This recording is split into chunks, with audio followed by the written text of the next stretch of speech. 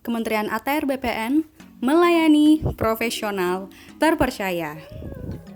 Pada video ini, saya, Susan Dwi Nancy, peserta pelatihan dasar CPNS golongan 3 Angkatan 1, Kementerian ATR BPN tahun 2021 ingin memaparkan secara singkat mengenai agenda 3, yaitu manajemen ASN, pelayanan publik, dan whole of government.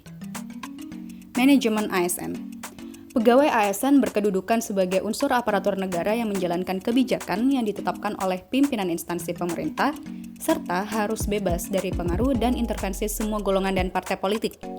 Pegawai ASN terdiri dari dua, yaitu pegawai negeri sipil dan pegawai pemerintah dengan perjanjian kerja. Pegawai negeri sipil atau PNS merupakan warga negara Indonesia yang memenuhi syarat tertentu, diangkat sebagai pegawai ASN secara tetap oleh pejabat pembina kepegawaian untuk menduduki jabatan pemerintahan dan memiliki nomor induk pegawai secara nasional. Sedangkan pegawai pemerintah dengan perjanjian kerja atau yang dikenal dengan P3K adalah warga negara Indonesia yang memenuhi syarat tertentu yang diangkat berdasarkan perjanjian kerja untuk jangka waktu tertentu dalam rangka melaksanakan tugas pemerintahan sesuai dengan kebutuhan instansi pemerintah dan ketentuan peraturan perundang-undangan. Manajemen ASN berdasarkan pasal 55 Undang-Undang Nomor 5 Tahun 2014 terdiri dari penyusunan dan penetapan kebutuhan, pengadaan, pangkat dan jabatan, pengembangan karir, pola karir, promosi, mutasi, penilaian kinerja, gaji dan tunjangan, penghargaan, disiplin, pemberhentian, jaminan pensiun dan jaminan hari tua, serta perlindungan. Sedangkan manajemen P3K berdasarkan pasal 93 Undang-Undang Nomor 5 Tahun 2014 terdiri dari penetapan kebutuhan, pengadaan, penilaian kinerja, gaji dan tunjangan, pengembangan kompetensi, penghargaan, disiplin, perlindungan, serta perberhentian. Pada manajemen P3K tidak terdapat pangkat dan jabatan, pola karir, promosi, mutasi, serta jaminan pensiun dan jaminan hari tua. Pegawai ASN memiliki peran sebagai perencana, pelaksana, dan pengawas penyelenggaraan tugas umum pemerintahan dan pembangunan nasional melalui pelaksanaan kebijakan dan pelayanan publik yang profesional, bebas dari intervensi politik, serta bersih dari praktik korupsi, kolusi, dan nepotisme. Fungsi ASN ada 3, yaitu sebagai pelayan publik yang mengutamakan kepentingan publik dari masyarakat, sebagai perekat dan pemersatu bangsa, dan sebagai pelaksana kebijakan publik, yaitu pemenuhan kebutuhan pelayanan secara profesional sesuai peraturan. Berikut kode etik dan perilaku ASN. Melaksanakan tugas secara jujur, bertanggung jawab, dan berintegritas tinggi. Kedua, melaksanakan tugasnya secara cermat dan disiplin. Ketiga, melaksanakan tugas sesuai dengan peraturan perundang-undangan. Keempat, melayani dengan sikap hormat, sopan, dan tanpa tekanan. 5. Melaksanakan tugas sesuai dengan perintah atasan sejauh tidak bertentangan dengan peraturan perundang-undangan dan etika pemerintahan. 6. Menjaga kerahasiaan yang menyangkut kebijakan negara. 7. Menggunakan kekayaan dan barang milik negara secara bertanggung jawab, efektif, dan efisien. 8. Menjaga agar tidak terjadi konflik kepentingan dalam melaksanakan tugasnya. 9. Memberikan informasi secara benar dan tidak menyesatkan kepada pihak lain yang memerlukan informasi terkait kepentingan kedinasan. 10.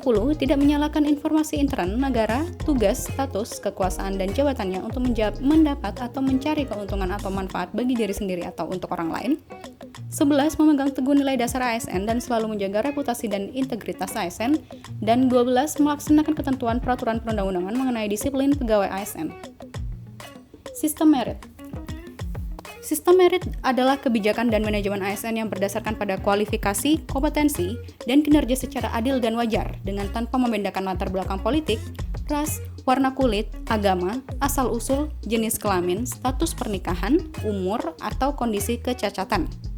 Dalam sistem merit, berbagai keputusan dalam manajemen sumber daya manusia didasari pada kualifikasi, kompetensi, dan kinerja.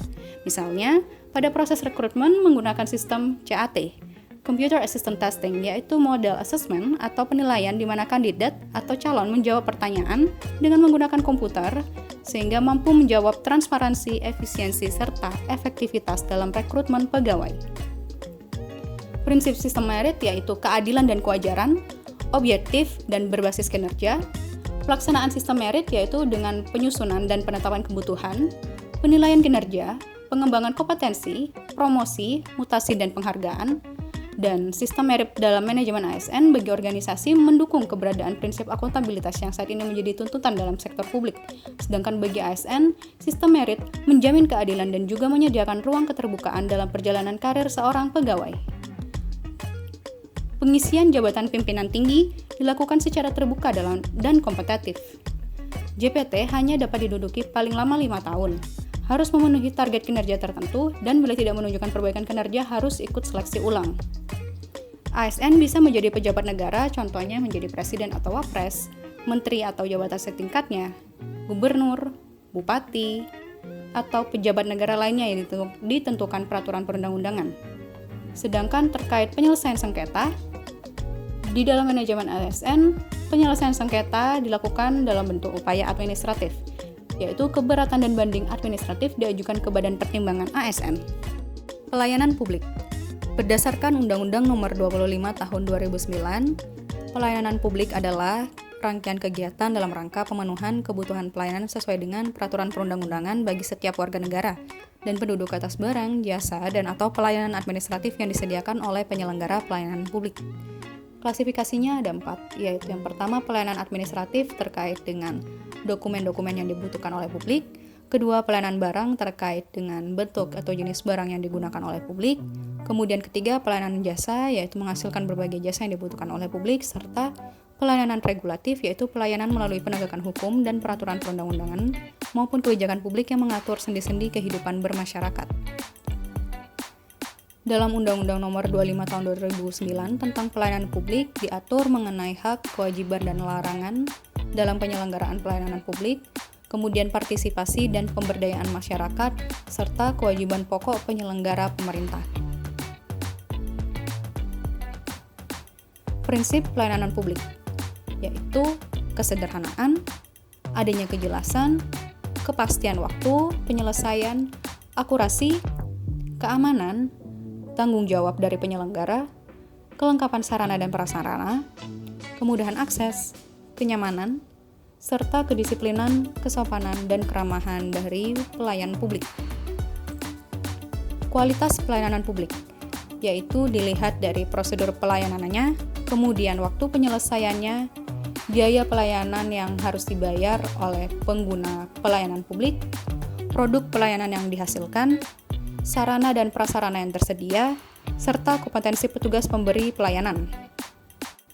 Prinsip pelayanan prima yaitu pertama, responsif terhadap pelanggan agar kita bisa memahami pelanggan dan lebih responsif dalam memberikan pelayanan terlebih dahulu. Kemudian, membangun visi misi pelayanan untuk memudahkan pelaksanaan pengukuran kinerja. Kemudian, menetapkan standar pelayanan dan ukuran kerja pelayan sebagai dasar pemberian layanan. 4. Pemberian pelatihan dan pengembangan pegawai terkait bagaimana memberikan pelayanan yang baik sebagai dasar pemahaman tugas dan fungsi organisasi, serta memberikan apresiasi kepada pegawai yang diberikan dalam bentuk reward terhadap pegawai yang telah melaksanakan tugas pelayanannya dengan baik. Whole of Government adalah sebuah pendekatan penyelenggaraan pemerintahan yang menyatukan upaya kolaboratif pemerintahan dari keseluruhan sektor dalam ruang lingkup koordinasi yang lebih luas guna mencapai tujuan pembangunan kebijakan, manajemen program, dan pelayanan publik. Mengapa whole of government ini diperlukan? Yaitu karena adanya dorongan publik untuk kinerja good governance, perkembangan teknologi, adanya keberagaman, dan ego sentral. WOG menjadi penting dan tumbuh sebagai pendekatan yang mendapatkan perhatian dari pemerintah, yaitu karena adanya faktor-faktor eksternal seperti dorongan publik dalam mewujudkan integrasi kebijakan, program pembangunan dan pelayanan agar tercipta penyelenggaraan pemerintah yang lebih baik. Kemudian adanya faktor internal, yaitu fenomena ketimpangan kapasitas sektoral sebagai akibat dari adanya nuansa kompetensi antar sektor dalam pembangunan. Satu sektor bisa menjadi sangat superior terhadap sektor lain, atau masing-masing sektor tumbuh namun tidak berjalan beriringan melainkan justru kontraproduktif, serta adanya keberagaman latar belakang nilai, budaya, adat istiadat, serta latar belakang lainnya yang mendorong adanya potensi disintegrasi bangsa. Dalam hal ini, WOG menjadi penting karena diperlukan suatu upaya untuk memahami pentingnya kebersamaan dari seluruh sektor guna mencapai tujuan bersama. Sikap, perilaku, dan nilai yang berorientasi sektor harus dicairkan dan dibangun dalam fondasi kebangsaan yang lebih mendasar dan mendorong adanya semangat persatuan dan kesatuan. WOG menekankan pada pengintegrasian upaya kementerian atau lembaga pemerintah dalam mencapai tujuan bersama. WOG tidak hanya merupakan pendekatan yang mencoba mengurangi sekat sektor, tapi juga penekanan pada kerjasama guna mencapai tujuan-tujuan bersama.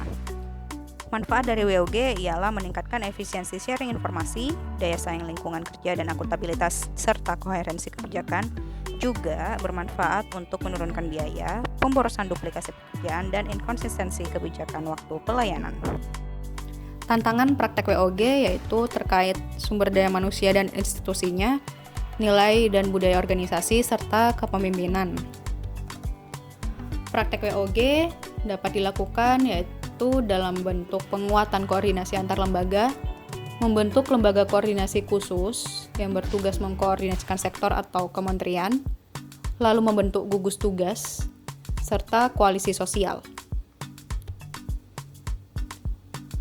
Manfaat yang dicapai dengan WOG yaitu adanya efisiensi, sharing informasi, lingkungan kerja, daya saing, akuntabilitas, koherensi, hemat biaya, dan kebijakan yang konsisten. Demikian paparan singkat mengenai materi agenda 3, Manajemen ASN, Pelayanan Publik dan Whole of Government dari saya. Terima kasih dan sampai jumpa.